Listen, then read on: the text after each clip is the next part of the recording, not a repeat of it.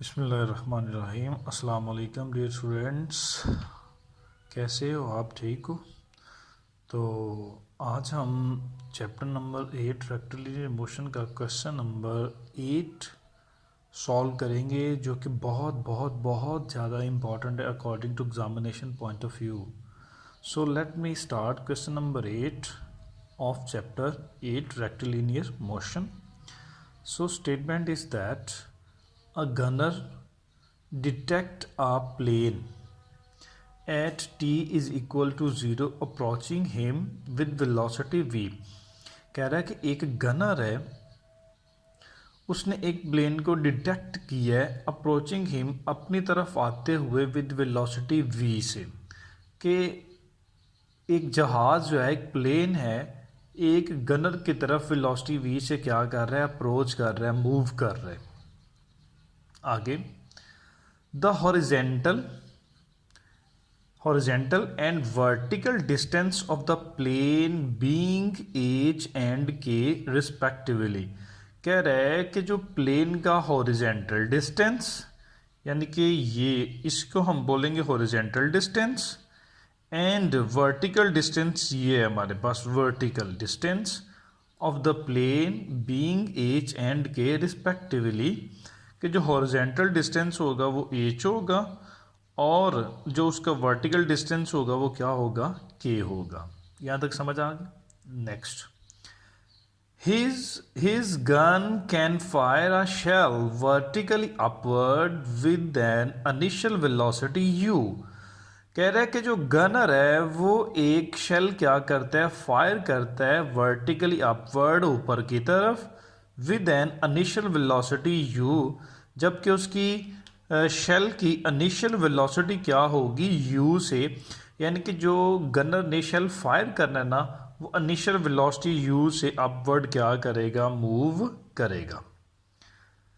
Next, find the time. हमने वो time calculate करना है when he should fire the gun, जब उसने गन को क्या करना है? फायर करना है, वो हमने टाइम कैलकुलेट करना है। एंड कंडीशन ऑन यू, और यू के ऊपर कंडीशन हमने कैलकुलेट करनी है। यू हमने पहले भी पढ़ा है कि जो यू है कि वो शेल की इनिशियल वेलोसिटी है, so that he may be able to hit the plane. फिर इस तरह वो प्लेन को हिट करने के काबिल बनेगा if it continuous it's flight in the same horizontal line. अगर जहाज़ जो है वो इसी हॉरिजेंटल लाइन में अपनी मोशन को क्या करता है? कंटिन्यू करता है। आई थिंक सो कि आपको समझ आ गई होगी स्टेटमेंट। तो अब मैं आपको ना थोड़ा सा डायग्राम के मुतालिक बताता हूँ कि डायग्राम में है क्या चीज़। कि एक प्लेन जो है वो हॉरिजेंटली क्या कर रहा है? मूव कर रहा है विद वेलोसिटी v से, ठीक है। और वो उसने डिस्टेंस कितना कवर किया है? h कवर किया है हॉरिजेंटली। अब कह रहा है कि हमारे पास जो उसका जो वर्टिकल डिस्टेंस होगा ना, गनर से वर्टिकल डिस्टेंस वो कितना है? k है। कि गनर से जहाज़ का वर्टिकल डिस्टेंस कितना है? k है। और हॉरिजेंटली उसने जो डिस्टेंस कवर किया है वो कितना है? h है। मेरा ख्याल है समझ आ गई होगी। अच्छा, तो अब हम बात कर लेते हैं। First of all we will calculate time. हम सबसे पहले टाइम कैलकुलेट करेंगे। हम लेट कर लेते हैं कि जो जहाज़ है, सपोज करें, मैं एक बात बताने लगा हूँ, जो जहाज़ है वो ये देखो, सॉरी, इसको हम कह देते हैं ए पॉइंट, ये बी पॉइंट है और ये क्या है? C point. जहाज़ की अगर हम हॉरिजेंटली मोशन को डिस्कस करेंगे ना, तो वो बी से किस तरफ आ रहा है? सी की तरफ। हमने देखना ये है कि उसको एच डिस्टेंस कवर करने के लिए कितने सेकंड का वक़्त रिक्वायर होगा, टाइम लगेगा। तो हम लेट कर लेते हैं कि ये 1 2 3 4 5 6 7 और 8, यानी कि उसको B से C तक, यानी कि H डिस्टेंस कवर करने के लिए 8 सेकंड लगते हैं।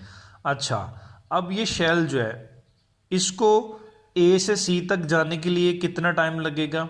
ये देखें, ये हमारे पास आ गया 1 2 3, यानी कि इस शेल को 3 सेकंड्स लगेंगे।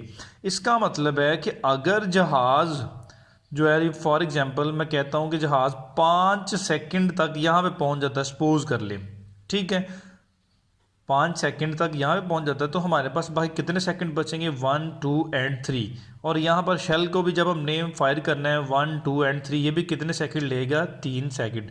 इन शॉर्ट ये है कि अगर हम शेल को 5 सेकंड के बाद फायर करेंगे ना, तो ये जहाज़ जो होगा ये भी 3 सेकंड में यहाँ पहुँच जाएगा, और शेल को भी ए से सी तक जाने के लिए कितने सेकंड लगेंगे, 3 सेकंड्स लगेंगे। I hope so.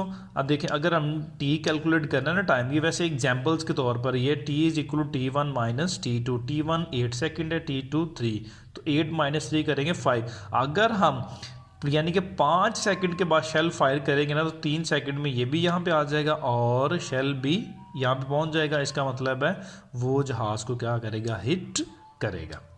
तो अब हम सॉल्यूशन की तरफ आ जाते हैं। Let A be the position of gunner, कि जो ए है वो गनर की पोजीशन है, and B is the position of plane at T is equal to 0। ये हमने डाटा लिखना है जो हमें गिवन चीज़ें हैं, ठीक है। First of all we find the time taken by the plane from A to C. सबसे पहले लीजिए अब हम बात करने लगे हैं टाइम की। तो सबसे पहले हम टाइम कैलकुलेट करेंगे प्लेन का फ्रॉम ए टू सी। ये डायग्राम से देख लेना आपने कि प्लेन हॉरिजेंटली मूव कर रहा है from point A to C.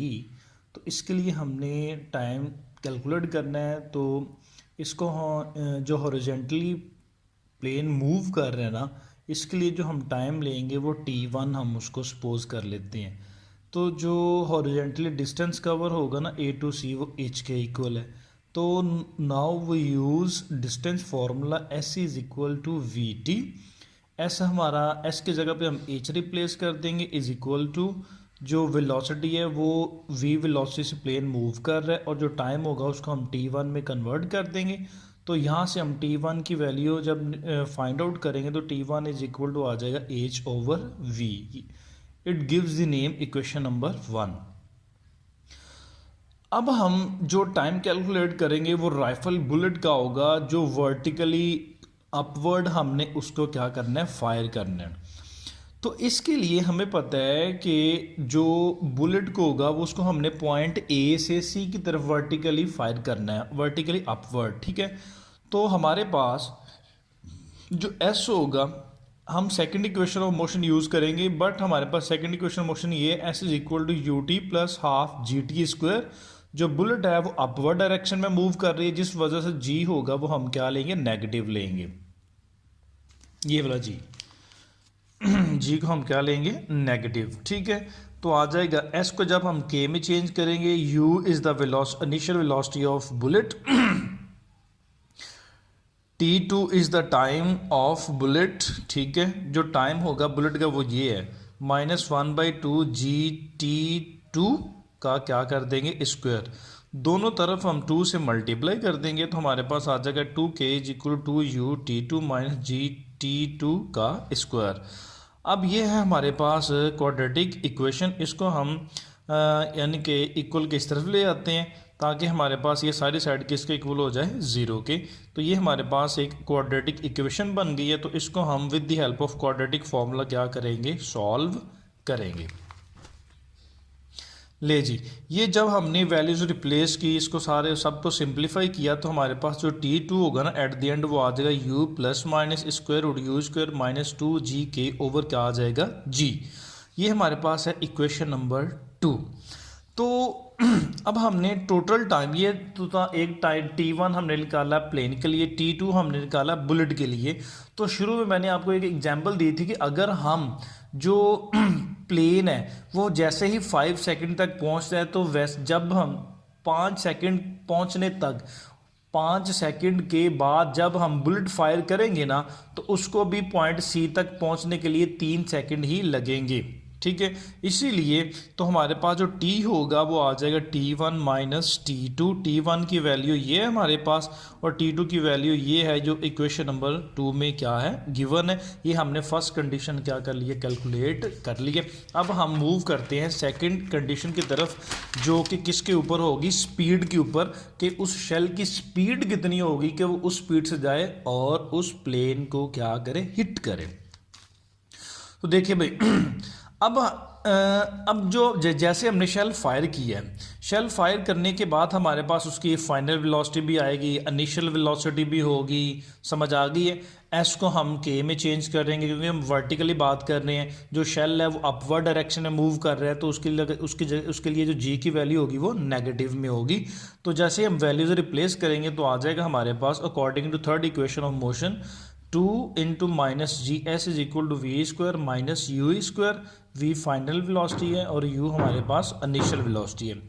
Minus 2g S को हम किस में चेंज करते हैं, के में। जैसे ही जो शेल होगा वो प्लेन को हिट करेगा तो उसकी फाइनल वेलोसिटी क्या हो जाएगी, 0, क्योंकि बॉडी स्टॉप करेगा। Initial velocity as it is आ जाएगा। तो माइनस 2g के is equal to minus U square. ये माइनस माइनस से क्या हो जाएगा, कैंसिल हो जाएगा। तो यहाँ से जब हम u की वैल्यू निकालेंगे both side taking square root, तो u इज इक्वल टू आ जाएगा स्क्वायर रूट 2g के। ये वो वेलोसिटी होगी कि ये जो शेल होगा वो उस पॉइंट को अचीव करेगा, उस पीक तक